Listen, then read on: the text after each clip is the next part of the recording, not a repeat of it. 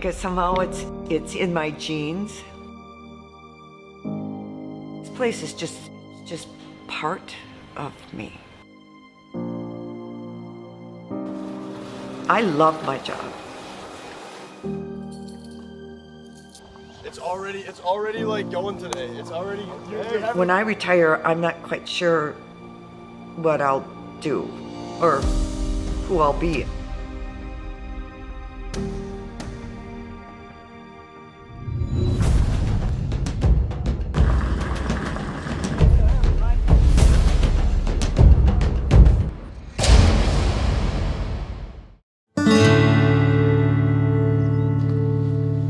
I'm Mary Massini. I am the daughter of Frank and Elda Massini. We are sitting in the head house here in one of the first buildings that my mom and dad built it was about 50 years ago. We all grew up, the three kids, Lori, Paul, and I, we grew up growing Christmas trees out on this piece of 40 acres of property. And we would plant in the spring, shear during the summer, mow during the summer in between the rows, and then we would cut them. You know, we'd get like maybe 600-700 trees, and we would cut them, drag them out of the woods, 2 at a time, through the snow. We would load them up into the truck and the trailers, secure the load, drive them into town, into the Kmart parking lot, where there was a small little trailer that my mother was in, always had fresh coffee, fresh cookies, fresh hot dish, anything for anyone, the customers that would come in and grab a tree and visit. My dad was a U.S. Customs inspector, and then when he retired from Customs and the U.S. Army, he was such an active man that he told my mom, Elna, that he needed something to do, something to keep him busy. And so in the basement that one year, probably 1973, 74, he grew some tomatoes and some peppers and some petunias underneath grow lights in the basement. And he brought them out to the little farmhouse that was here on the picnic table, and he sold them. He sold them all. The next year he did the same thing. As we were growing Christmas trees and harvesting and selling and all of that, he grew a lot more. And again, he had 2 picnic tables and he sold everything. So he decided to build this head house that's here. And the head house was so he could store his equipment, which he had a nice little tractor, little Alice Chamblers, I can't remember. It was a great thing. That was the first tractor I ever got to drive. And so in that space there, it was all walled off, and it was a nice little space to grow. So we germinated in there, I don't know, maybe 60, 70 flats of plants. And as we were growing, he was thinking, I don't have a place to sell them. So he built greenhouse number 1. We learned about venting, we learned about fertilizing, and it just kind of took off from there. So the next year we bought in some trees from Bailey's Nursery, and Bailey Nursery kind of thought that we were nuts because we are way out here in the country and no one really knew of us, except our name was starting to grow a little bit. So now we had apple trees and a few maple trees, and they came in bare root. And so my brother, my sister, my husband, my cousins and friends, they would come and we would pot up these bare root trees. In the early days, there was a city bid that came out in the paper that you could bid on trees that we would plant. They wanted to plant trees all over Superior. So I have a picture of my dad in the pickup and a trailer with his first load of trees to the city of Superior, and that was huge. Yeah, my dad was really proud. He's sitting there by the side of his truck with his pipe in his mouth, and he was really happy. Yeah, his old Ford truck. At that point, I started to get very, very interested in this business, and I decided that I needed to get some education. So up in Duluth Technical College, they had a 2-year program for greenhouse. I graduated with a greenhouse degree, and then I think I came back and I asked my dad if we could build another greenhouse. Several months he did put up another greenhouse in the fall, and I started to go, I dropped out of teaching skating and started in on my greenhouse career. Then I eventually decided that I didn't know much about landscaping because we were starting to do a little bit of landscaping, a tree here or a little tiny foundation with 2 arborvitaes and 2 potentillas and some fabric and rock. I went back to school for landscaping, and of course I came back here thinking that I knew everything, I have no idea how my dad put up with me. I have no idea. I can remember some of our conversations, and I look back now and I kind of pray to God that he will tell my dad how sorry I am for how egotistical I sounded at that time. I don't know how he put up with me, but he did. Randy and a few other guys put up greenhouse number 3. We benched it out, and we started to grow a lot more in here. We probably had maybe 400 flats of flowers at that time, with 400 to 500 red geraniums. Always had to be red. My mother did a tremendous amount of cemetery baskets for people. She knew each and every one of them. She knew each and one of their names. One year on Memorial Day weekend, it was crazy busy. We had never seen anything. I think we maybe took out a newspaper ad or something, and people finally found out that we're out here. We had cars lined up on the highway there, plus the small parking lot that we had, and we had a tiny little manual calculator at that point, not a cash register, nothing, and we just worked so hard. There were probably 450 to 500 people on a weekend alone out here. A few years later, when my father was getting older and we had greenhouse number 1, 2, 3, 4, 5, 6, 7, 8, and at that time my sister and brother-in-law were now in the business. My father was getting older and he was wanting this to continue. My sister, my husband, her husband, we all wanted this to grow. We knew we needed to get some more business experience because we knew people, we knew plants, but yet to put numbers together and do a real business plan, we didn't know. So we went to UWS. We went through their business entrepreneur program. At the end of it, we had to write a business plan. So we wrote a business plan. We knew that we wanted to not just grow, but we wanted to get better, not just bigger. So we started with that. And that was in 2003, 2004 or so. After getting out of that class, so they read our business plan, we came up number 2.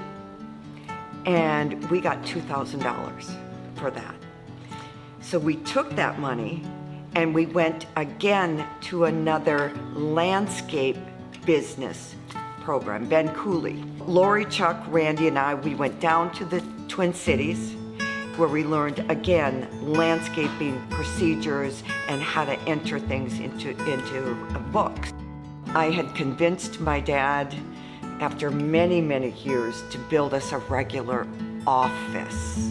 He might have been in his 80s, and he did not need to do that. He didn't need to get this any bigger. He was fine, because he was kind of done with the end of his career. But Lori, Chuck, Randy, and I, we were like gun-ho. So we convinced him to build the office. Lori was the office manager. I was the landscape design and garden, ordering the garden or the greenhouse stuff. Randy was really good with equipment and heavy stuff, and Chuck was the idea man. So then in 2004, we built 4 and 5.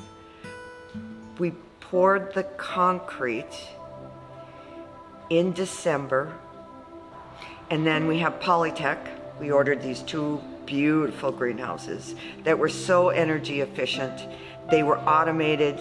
We could turn the dials so that the sides go up or down according to temperature. It was going to be great. Little did we know that we were going to be building this in December. I bet you there were 60 boxes of different types of screws, nuts, bolts, all that kind of stuff. And Lori and I just looked at each other and we went, what the heck did we get ourselves into? Randy and Chuck to help the guys, but the guys would always ask Lori and I to take drills and drill into the steel, so we couldn't do it on our own. So Lori would come over and she'd grab onto me, and then we'd go like, crazy to get the bolts in. We finally got that all done, and in the spring, Chuck built an awful lot of benching, because we're sitting out here in the middle of the country, about an 18-minute drive out here. There weren't all the big box stores around. There was a small greenhouse in Superior that was there had been established for a long time, but we were bigger. We had more variety. We started growing proven winter plants because we would go to seminars all the time. We would go to classes all the time about varieties that we would grow for the greenhouse. And I think because we knew so many people, and the people that we started to landscape for and grow for became our friends. They weren't just clients. We treated them like family. When they came in the spring, we knew what color tones they were hoping for. We would ask about their children.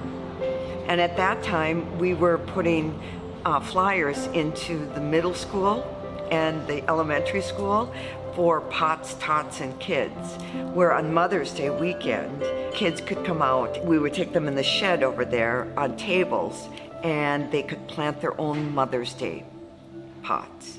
In a few years, it started to grow to over 200 to 300 kids.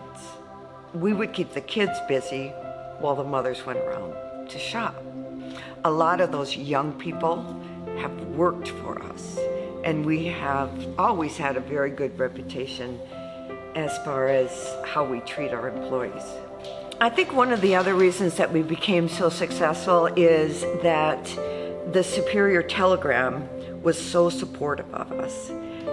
Every single spring, they seemed to come out here and do an article on us. Not just a small article, but a big front page pictures of the greenhouse and who was working and our story. And then ECE, the electrical company out here, after we put up 4 and 5 and they saw how efficient they were, they came out and did a newsletter about us. And our name started to get out there as, where did you get your plants? Oh, we went way out in the country to Massini's.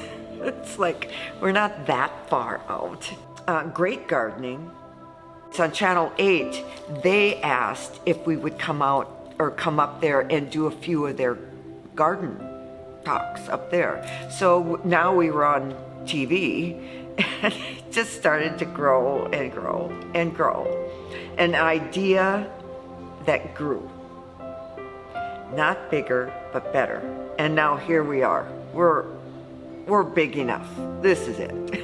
This is it. When the big box stores started to come in, like Kmart was the first one to have a parking lot, little hoop house. We thought, oh gosh, we're done for. Didn't hurt us a bit. It really didn't hurt us because our plants were so huge, fat, dark green, good white roots, and we were personable.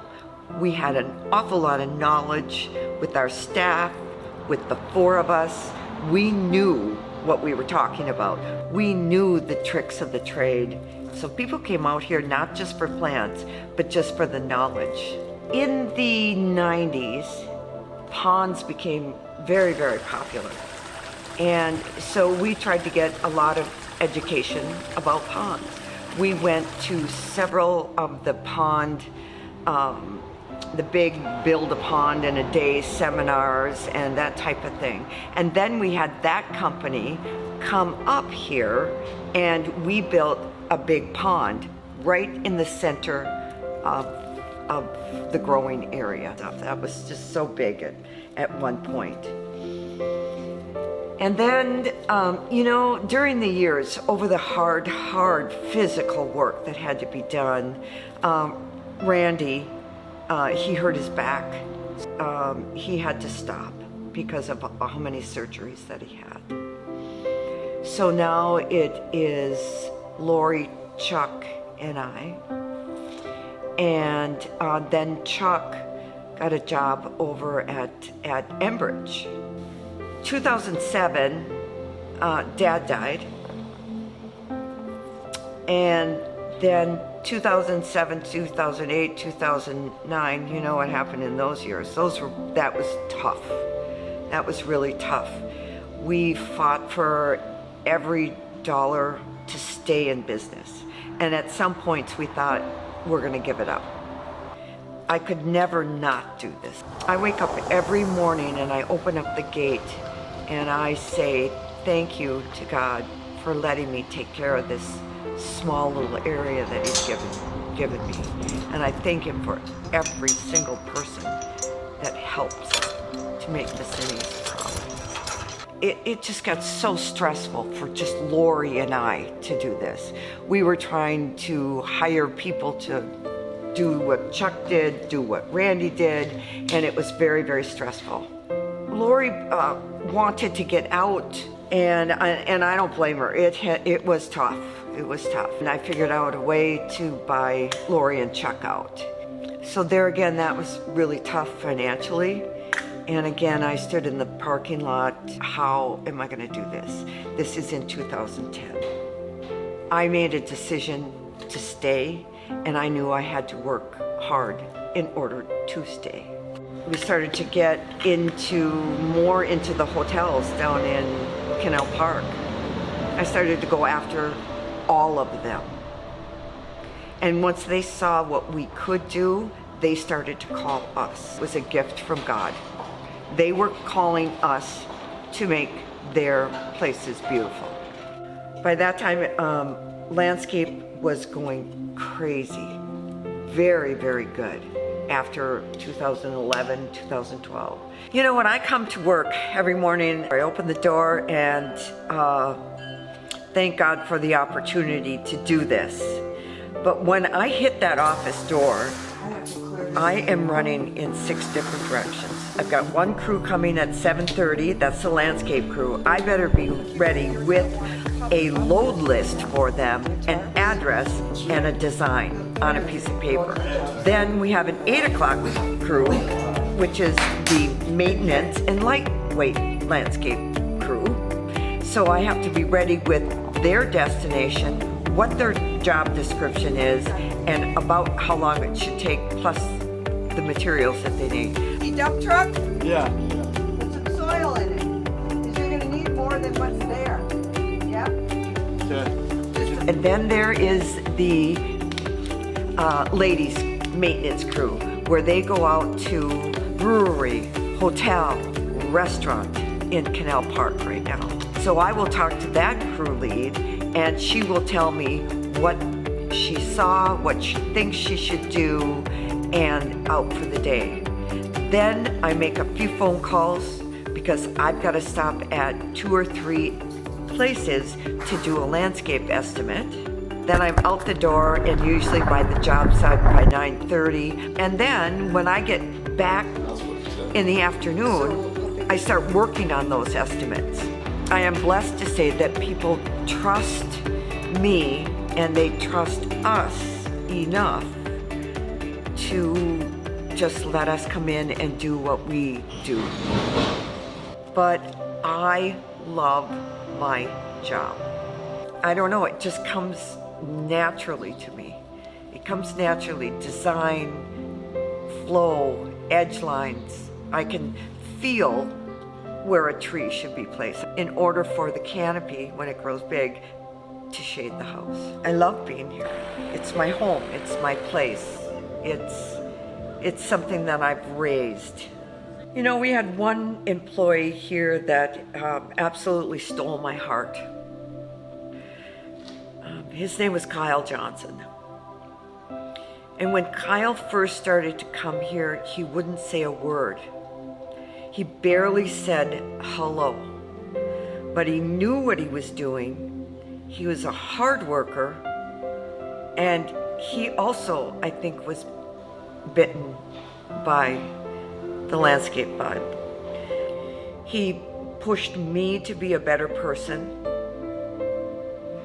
because he wanted more landscape jobs. He wanted to be better.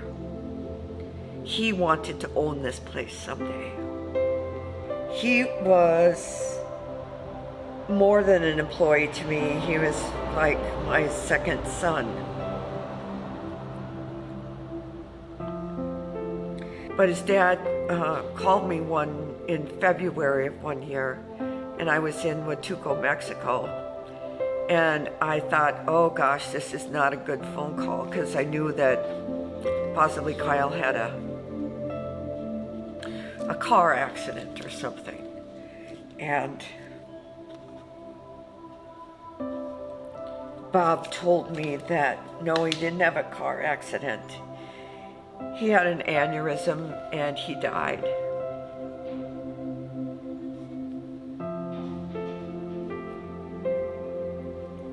And I remember just dropping to the floor, and I told him I have to call him back. All of us were hurting so bad. But we had a memorial tree planting for him, and his family came out. We want to plant a tree today that's going to live on, as Kyle is going to live on in our hearts. Somehow or another, planting that tree was healing, because now we have a place to go and sit and talk to him.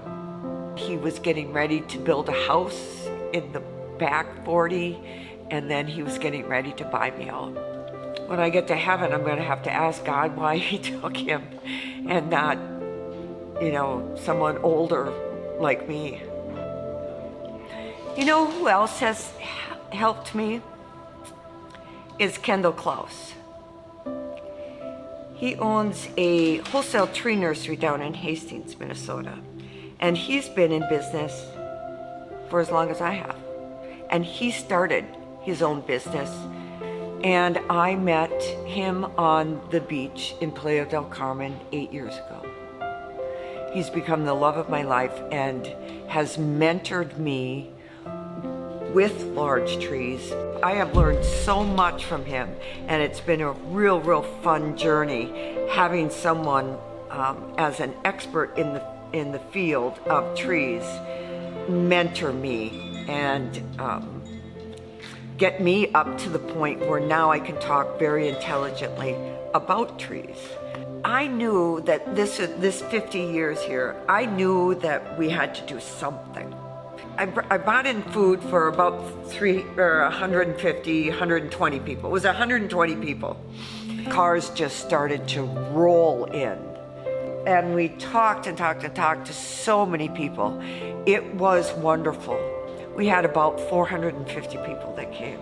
I just felt so blessed, and the gratitude that people would take a Sunday afternoon and drive out here and see us.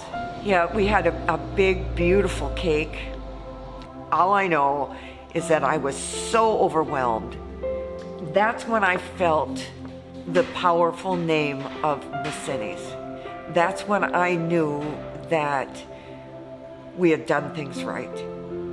The next step for Massini's is for me to step down, to step back.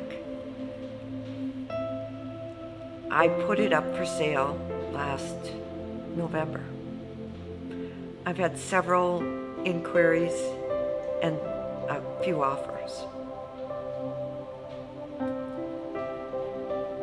But one of them didn't know we were for sale. It's two brothers. If I could read that letter right now, guys, the passion and care you pour out in every aspect of your business, and we are inspired by your commitment to making properties look truly beautiful. It is with great respect and admiration that we approach you with this proposition of acquiring Massini Greenhouse. They said, if you should ever consider selling, we would like to talk to you. This letter came out of nowhere. And I truly, truly believe it was a God thing. And like I say, I know I'm doing the right thing. I'm stepping down at a time when the name is very, very valued. I'm stepping out at a time when I'm 68 years old. And it really is time for me to step down.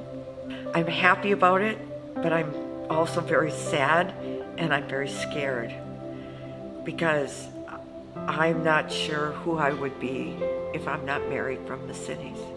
I've been that girl for 48 years. There's only a few times that it registers how much I bring to the community. It was to see all of the people on the 50th celebration. That was like, wow, I guess we are okay, you know? And I see different people on the street and they will yell at me, I love your flowers at the hospital. I guess we are okay. And we do good things, which is what I tell my employees a lot. Do good things. Again. When they're going out the door, always. This place is just part of me. I don't know, it will always be me.